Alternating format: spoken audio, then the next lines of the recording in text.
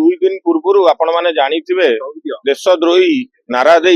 दुई जन युवक गिरफ होते तो आमर आज मुख्य दाबी रोचे जो यही जो दुई जन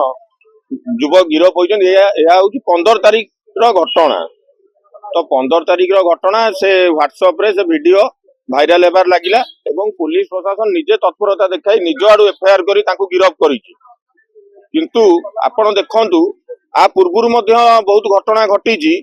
जो घटना आपण देखिबे जे तांकु सब तदंत परिसरभुक्त करा जाउछि तांकु रिमांड रे निया जाउछि पचरा जाउछि तांकर किछि पाकिस्तान लिंक अछि कि कोन किंतु आकु ए जो दुई जन युवक को सांगे सांगे गिरफ करिकि तांको कोर्ट फॉरवर्ड करदेले तांकु किछि पचरलेन तांको पछरे किए अछि केउ माने अछंती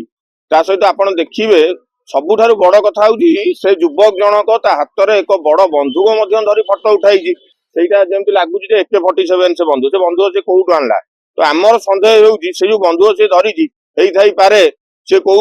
माद्रासा रे जाईकी किछि ट्रेनिंग नेइथिबो नले से पाकिस्तान भी जाई थाई पारे तो तेणु तुरंत ताकू रिमांड रे आनी ताकू तदंत परिसरभुक्त करा जाऊ एवं केउ माने सब एथिरे आउरी बड़ बड़ हाथ कार थाई पारे कि कोई माने संपृक्त अछंती सेमानहु सब तुरंत गिरफ करा जाऊ एवं कटक सहर में बारंबार एभली घटना घटुची यार मुख्य कारण होउची दोषी को उपयुक्त दंड मिलू नाही देखंतु दुई जनक भितरु वर्तमान जनकर फोटो टोटाली प्रकाश पाउ नाही कि ता विषय किछि कुआ जाउनी किंतु आरो पिलाटी जो कथा आपण कहउछन महानदी बिहार से जण आईनजीबी आमे मध्ये जानिया पाइलु ता सहित से बीजेडी दलर उपसभापति अछि बोली मध्ये आमे या जानिया को पाइलु तो हमर आज मुख्य दाबी रहउची ताकू तुरंत रिमांड रे आनी